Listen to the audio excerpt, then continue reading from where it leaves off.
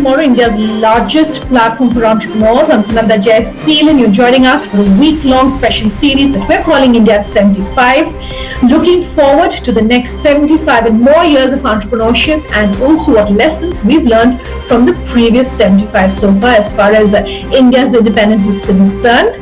With that, let me introduce our panel and our guests tonight. We're talking all things manufacturing. We're talking about the automobile and the automotive space. We're talking about the solar industry.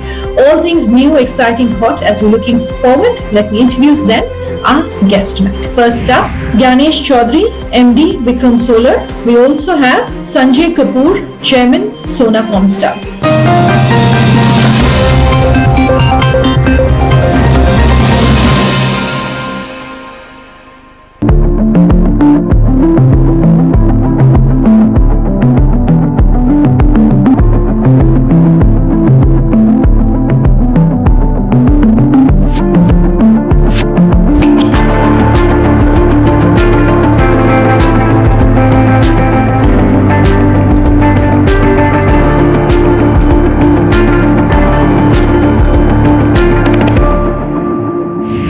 Sanjay, Gyanesh, thank you very much for joining us here on the Leaders of Tomorrow for the special series that we're calling India at 75. Taking what lessons we have from the past 75 years, but as importantly, looking ahead, looking forward, and really talking about how the landscape for an entrepreneur in India today has changed. Thank you both very much for taking the time to join us today. And to speak really directly with our viewers, with our entrepreneurs. Sanjay, before I go any further, maybe I could come to you first by way of opening remarks. 2020, everyone thought was a watershed moment for us, was a landmark year. Clearly, at least here in India, 2021 doesn't seem to be going any differently. For you personally, professionally, what perhaps have been some of your biggest learnings, and how have you perhaps responded to everything that's been happening around us? Thanks for having us on the show to begin with. It's been a challenging year, no doubt. However, with challenges have come a lot of opportunities. As they say, don't waste a good crisis. We have truly leveraged the opportunities that we saw during this pandemic. I'd say our business has grown, in fact. We've been able to implement a lot of systems to build internal efficiencies. We've been able to, leverage the fact that the global markets have been open, even whilst we had a shutdown of 3 months in the first wave, where we saw a lot of pain. And I'll tell you, in business schools and around the world, they don't teach you, how to manage a business with zero revenue. You learn about different scenarios. You learn about building scenarios with a slight decrease in sales, or a slowdown, but never with zero revenue. That's been a great learning for us, as a nation, as an industry, just from the tier one suppliers, especially if you look at the auto component space, all the way down to tier two, tier three.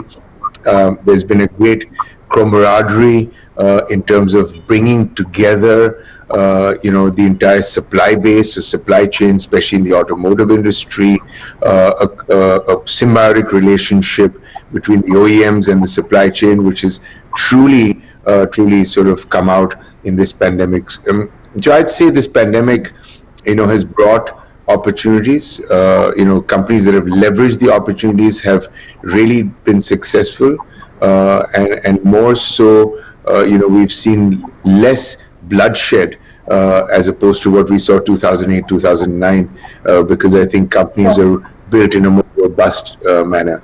So it's been a challenging experience, and it's been a great learning for us. How would you want to respond to that, Gyanesh? Has it been challenging and a learning opportunity?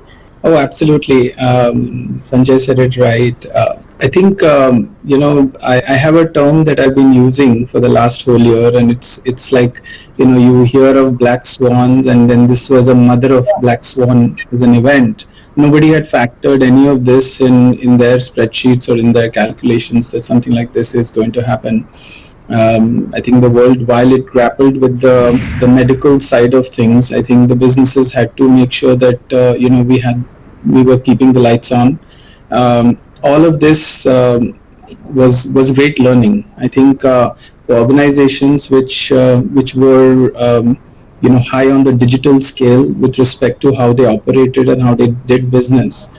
They kind of made it alive. A lot of businesses that I know, from friends and family and associates, I think a lot of businesses took a lot of time to come up to speed. So it's been a mixed bag, I think, from what I understand.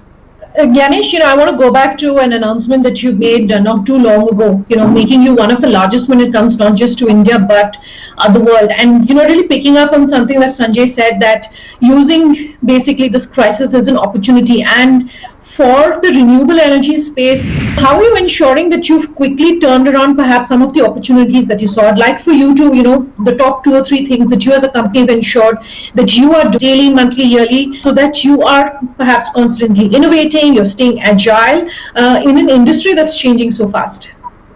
For us, it was very important to keep on track with our plans, with our growth plans. And I saw that we were delayed. 2020 was the year where we were going to start the new manufacturing plant in Tamil Nadu. But because of the pandemic, decisions were taken later than usual. There was a lockdown, countrywide and things like that. But for me personally, it was quite challenging yet productive to be able to see this investment through and make sure that we are able to come out on the other side, probably making up on some lost time and still being able to deliver product on time. It's been interesting while the challenges continued. Okay, Sanjay, I want to talk about your IPO. Here on the Leaders of Tomorrow, we've been doing a special series talking to small businesses which have looked at the IPO market. There are a slew of IPOs here in the country of late, possibly, especially in the startup space, possibly because, SEBI has changed around a lot of the guidelines, perhaps making it easier. But it is definitely good to see that a lot of small businesses are, looking at the IPO route versus just going the traditional route when it comes to fundraising. Going by your own experience, if you could talk to us small businesses, talk to our viewers about what helped you and how did you prepare for the IPO? Why did you think perhaps this was a good time for you? Just your thought process behind that, and use your answer to really advise our businesses about how they perhaps should know whether they're ready for an IPO or not. So I think, from our personal experience, we've built a very robust business. We've constantly invested in technology, and I continuously say this to all small entrepreneurs, to large businesses as well as small businesses. It's private sector's role and responsibility to invest in technology. That's really what's going to get us ahead or keep us ahead of the curve. We feel the macros are good, the macros are strong. The country is on a growth trajectory.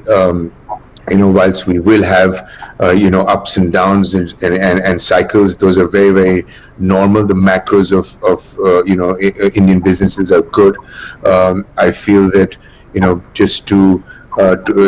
felt that this was the right time for us to IPO. We also had a private equity investor, Blackstone, who needed an exit, or who wanted to exit through way of IPO, and we felt the timing was right. We're sitting on some great technology. And we're, forayed into the EV space, the electric vehicle space, which also I believe will grow very rapidly, in the very near future. Every year, the time frame tracks by 5 years in terms of what countries are announcing globally on how they're going to go EV, and that's definitely a positive. So, we leverage that opportunity. We leverage the fact that we are an automotive technology business, as opposed to just a pure play auto component business. And I feel that, the SME segment across the globe, across the nation, has got to invest in technology.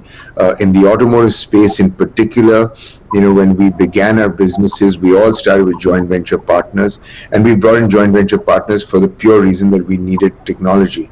We were very soon, we adopted these technologies, we learned these technologies, and now it is our role as tier one to introduce technology to tier 2 and tier 3 suppliers, as well as bring in the opportunity for joint ventures or technology partnerships.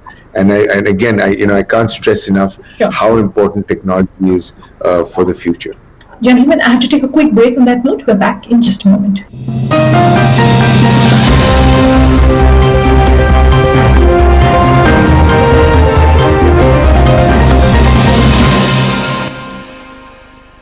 Welcome back. You're with us here on Leaders of Tomorrow. Tonight, we are in conversation with Sona Comstar and Vikram Solar.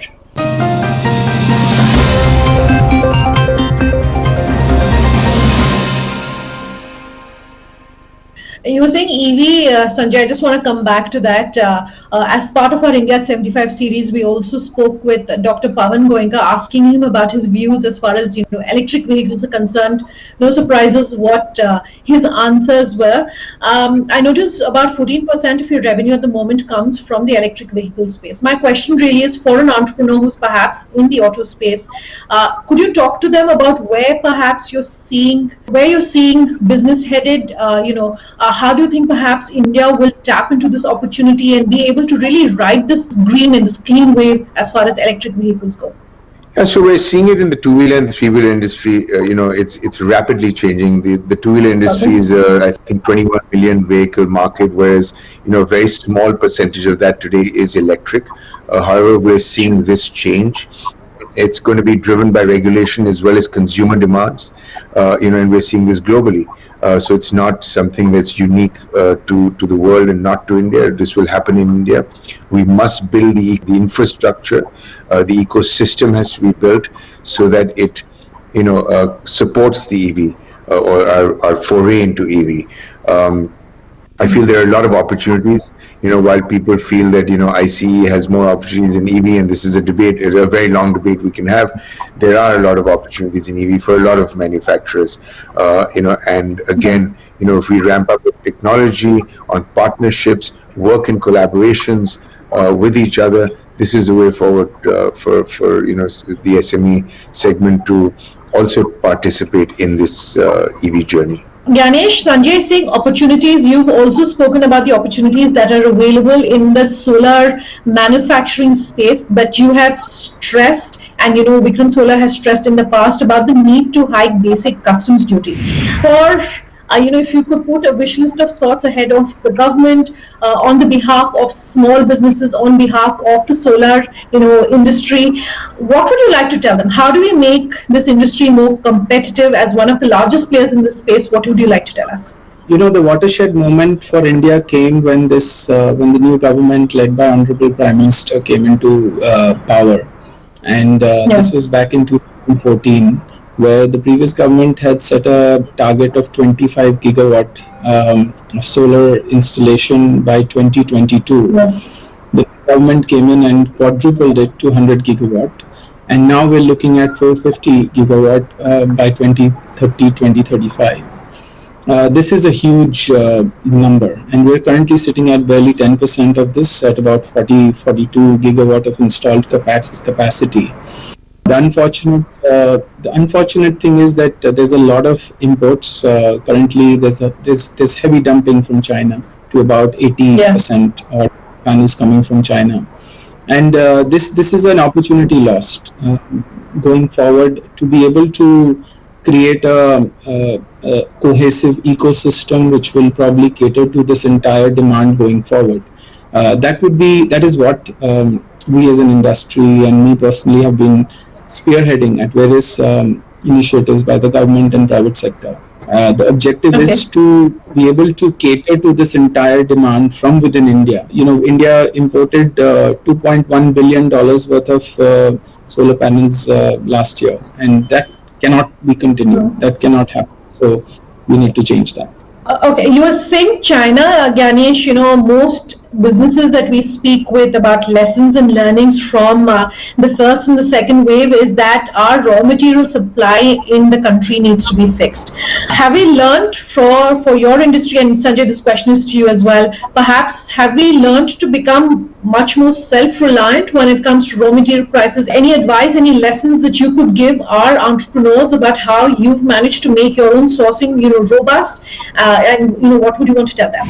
Typically, for us, there has been a huge dependence on import, not just from China but from the Far East, like Taiwan, Thailand, Vietnam, even Korea.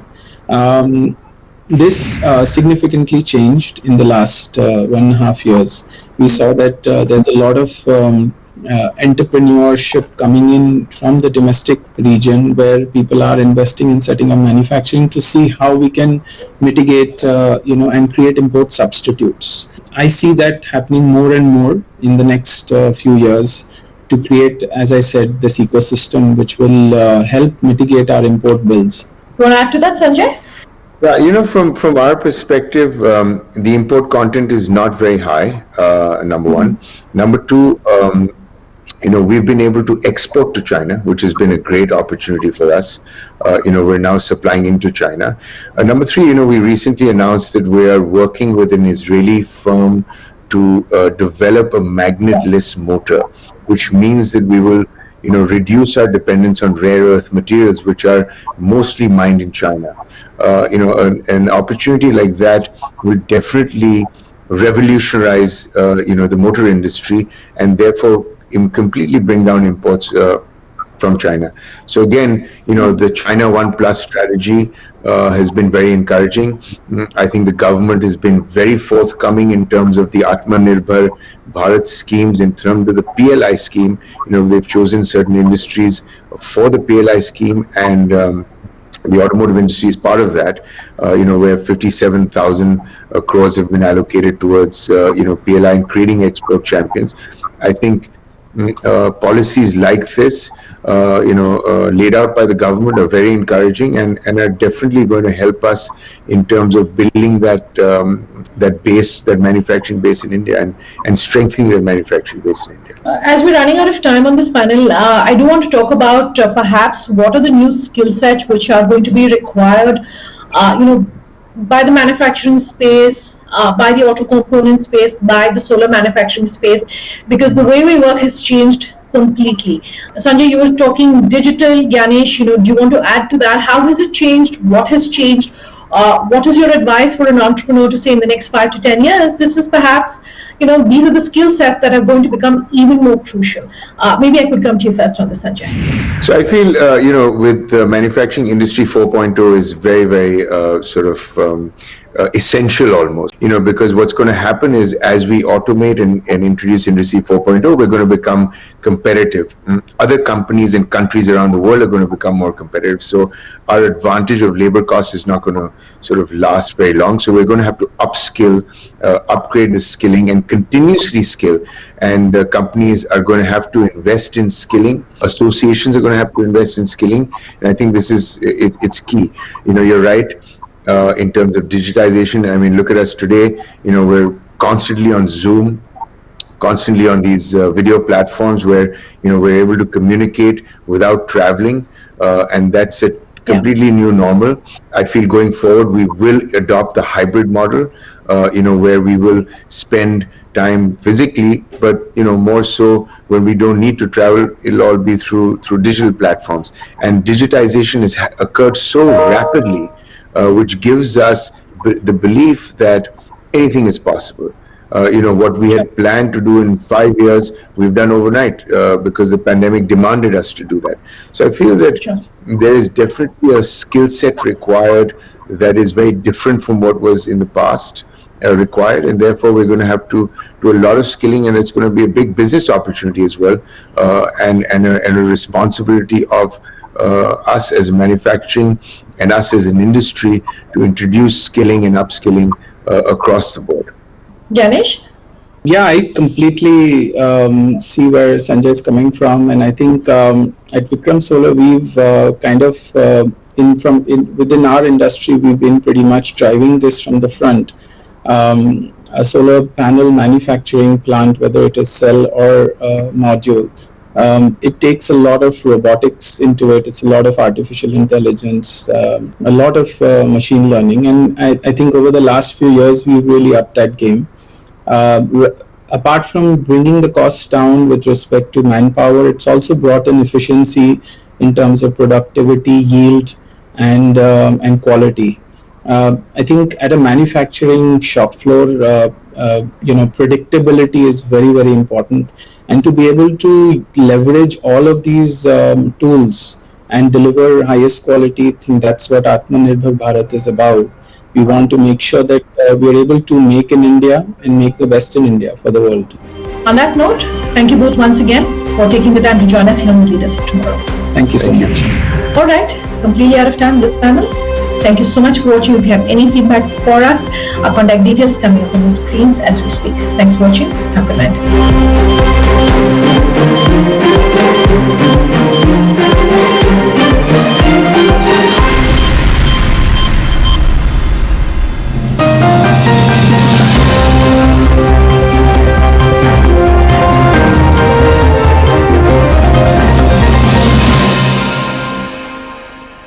India